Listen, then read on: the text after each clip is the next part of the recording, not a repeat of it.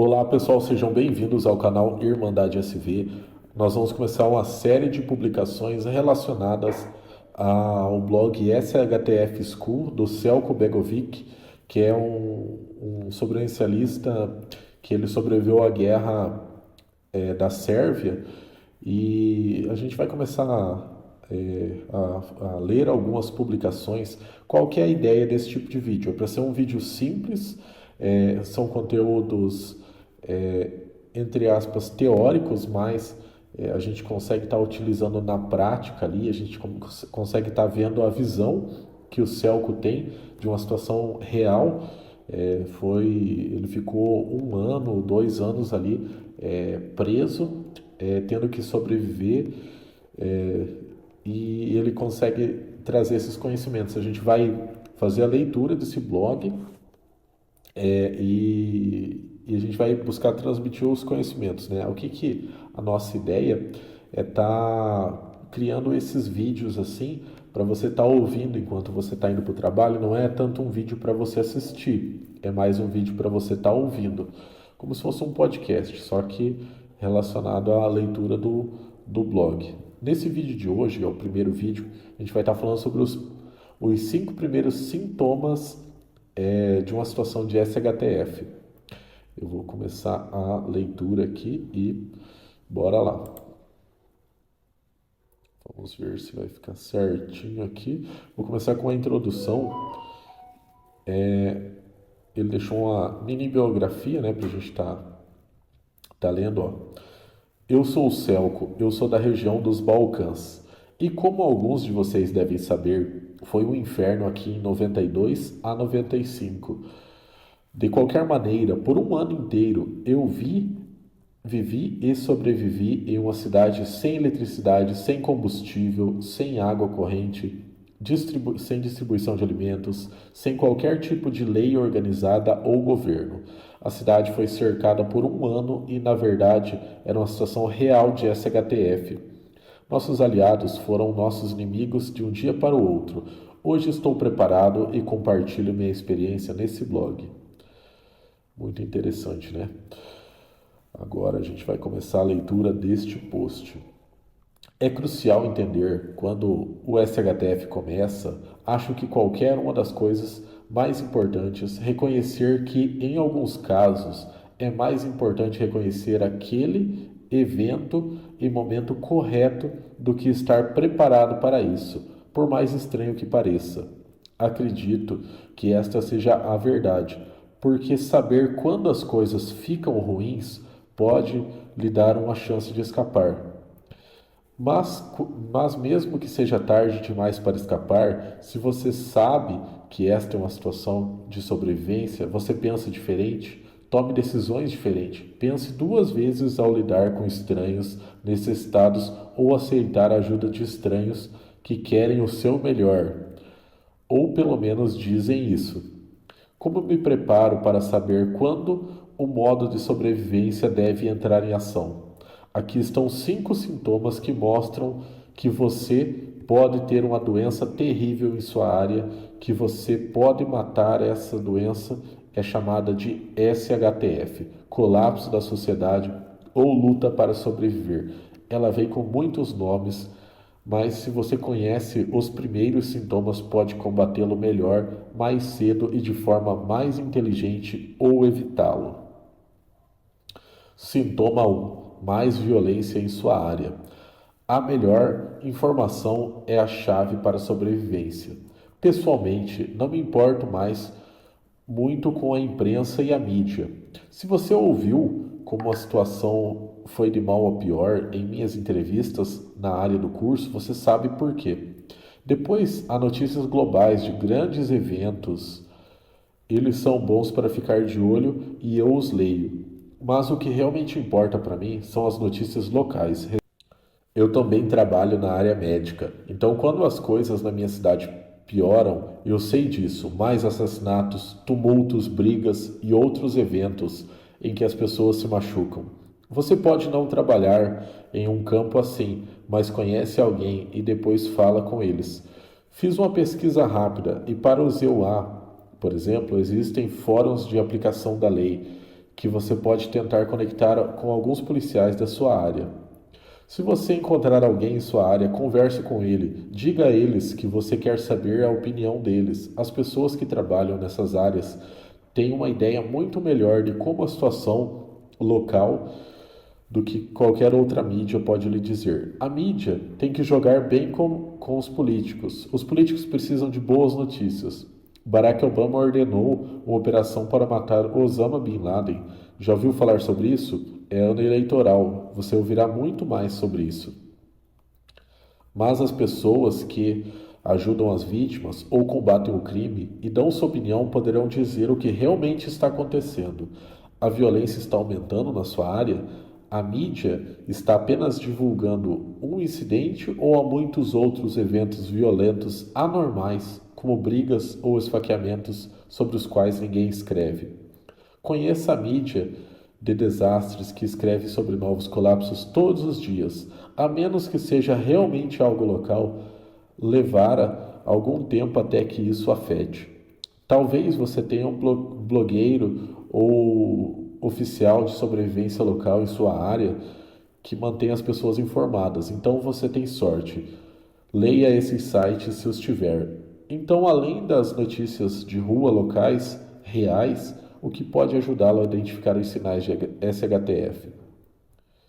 Sintoma 2. O comportamento do grupo muda. A sobrevivência aproxima as pessoas e torna as outras menos humanas. Primeiro, você precisa entender o que o evento SHTF traz, um novo conjunto de coisas e leis, juntamente com a completa ausência de leis antigas. O mais importante é que é assustador e quando é algo assustador ou as pessoas apenas sentem que as coisas estão indo mal, elas se unem. Elas tentam ficar com as pessoas mais parecidas com elas. Isso é, nas prisões e está em toda parte. Uma vez que os sinais mostram que algo ruim pode acontecer, parte da violência, ou porque a violência é fácil, é porque o predador, aquele que está sendo violento, considera sua vítima como alguém muito diferente, quase como uma coisa. Ele é outra coisa, quase não humano. Nesses casos, é muito fácil trazer coisas ruins. Isso aconteceu durante a guerra, acontece agora nas prisões e aconteceu ao longo de toda a história. Então, uma vez que as pessoas se unem em grupos e formam, e talvez haja seu grupo ou grupo de vizinhos, então haja esse outro grupo muito diferente, então a chance de as coisas ficarem feias é maior. Sintoma 3. Ruas mortas. Junto com os grupos de informação, as pessoas tentam ficar com as pessoas em quem confiam. Menos pessoas saem e também em grupo. Pessoas aparecem com menos frequência em reuniões e atividades sociais. Atividades casuais, como ir ao parque, mudam para visitar os vizinhos. Quando o medo se espalhou tanto que as ruas se tornam bem menos povoadas em determinados momentos do dia, é hora de se preparar para o desastre. Isso significa que algumas pessoas já vivem no modo sobrevivência, mas não sabem disso. Elas provavelmente não terão percebido que tem muito pouco armazenamento de alimento e outras coisas. O medo apenas as torna menos sociais. Sintoma 4. Novos líderes surgem. Algumas pessoas usarão o medo generalizado a seu favor. O medo é poderoso para controlar as massas. Algumas campanhas eleitorais de políticos usam o medo para influenciar os eleitores, colocá-los ao seu lado. Isso funciona com muitas pessoas que não sabem disso. Em nível local, isso significa que uma pessoa barulhenta em seu bar favorito reúne mais pessoas ao seu redor. Algumas pessoas organizam grupos para coisas diferentes e inofensivas para melhorar a situação. Em tempos de medo, as pessoas procuram um líder para se agarrar. Quando as coisas ficam difíceis, esses líderes se tornam líderes de gangues. Mesmo alguns que fizeram coisas boas se tornam líderes de um grupo para, por exemplo, melhorar a situação local. se transformam em líderes de gangues que fizeram de tudo para sobreviver. Tenho certeza que alguns deles nunca esperaram isso, mas quando as coisas ficam difíceis, tudo muda. Sintoma 5: ninguém mais em quem confiar. Eu explico isso com a história do que aconteceu com um amigo. Como a grande maioria das pessoas, meu amigo assistiu nos primeiros dias a situação se deteriorando. Conversei com ele alguns dias e perguntei se ele lembrava do momento certo ou do evento certo que ele pode chamar de algo como ponto de não voltar atrás, ou o ponto em que ele viu que claramente tudo vai acontecer e algo completamente novo está surgindo. Ele morava em um prédio de apartamentos no 7º andar com sua família e disse que, como a grande maioria das pessoas, assistiu na primeira ou segunda semana como as coisas estavam acontecendo. Histórias de assassinatos esporádicos na cidade, alimentados por raiva, ódio e medo, lentamente começaram a se infiltrar na mente das pessoas. Medo do desconhecido. Ainda assim, as pessoas acreditavam que as coisas de alguma forma voltariam ao normal. Ninguém queria pensar, muito menos nas piores coisas. Era alguma forma inimaginável. Em um final de tarde ou noite, ele ouviu tiros, freios e sons de acidente de carros. Ele vai até a janela e vê que o caminhão saiu da estrada para a terra ao lado da estrada. O motorista caiu do caminhão e gritou que o atirador atirou nele. Os veículos estavam indo na estrada para perto do cara, mas ninguém queria parar para ajudá-lo. Depois de 10 minutos, 10 ou 12 policiais vieram com rifles e se posicionaram perto do caminhão e do cara ferido. Acho que tentando descobrir onde estava o atirador. Os bombeiros também vieram, mas ficaram a 100 ou 150 metros do caminhão, também se protegendo de um possível atirador.